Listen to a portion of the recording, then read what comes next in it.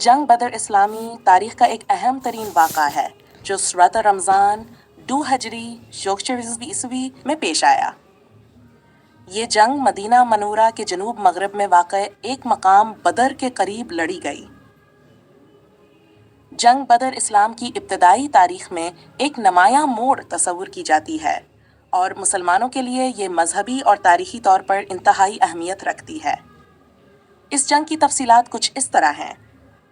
पस मंज़र जंग बदर का पस मंज़र यह है कि मुसलमानों को मक्का में कुरैश के हाथों शदीद ज़ुल्म का सामना था, जिसके नतीजे में वो हजर करके मदीना चले गए। कुरैश ने मुसलमानों के ख़िलाफ़ जंग की तैयारी शुरू की और मुसलमानों ने अपने दिफा के लिए तैयारी की। लश्कर की तैयारी मुसलमानों के महदूद वसाइल और जंग साजो सामान थे।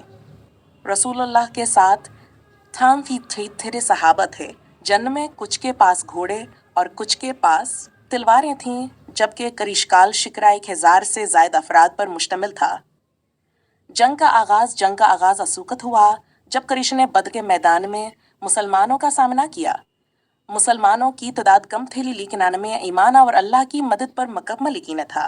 रसूलुल्लाह अल्लाह से दुआ की खुहा पनी नसरत और मदद नाज़िल फरमाए।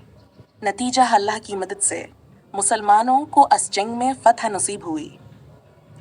कुरैश के अफराद मां रह गए और बेहतर से कैदी बनाए गए, जबकि मुसलमानों में से फौज शहीद हुए। असफ़तह ने मुसलमानों के हौसले बुलंद किए और उनकी माशरती और अस्करी ताकत में इजाफा हुआ। अहमियत जंग बदर को हक़ बातिल के दरमियान पहला बड़ा मार्का माना जाता है। इसमें अल्लाह ने मोमिनीन की मदद फरमाया और उन्हें फतह अता की। ये फतह इस्लाम के फैलाव के लिए एक अहम मोड़ साबित हुई और मुसलमानों का एतमाद मजबूत हुआ। जंग बदर की फतह इस्लामी तारीख में हमेशा एक अजीमाल शान वाक़या के तौर पर याद रखी जाती है, जो ईमान, इत्तेहाद और अल्लाह पर भरोसे क्या अहमियत को अजर करती है।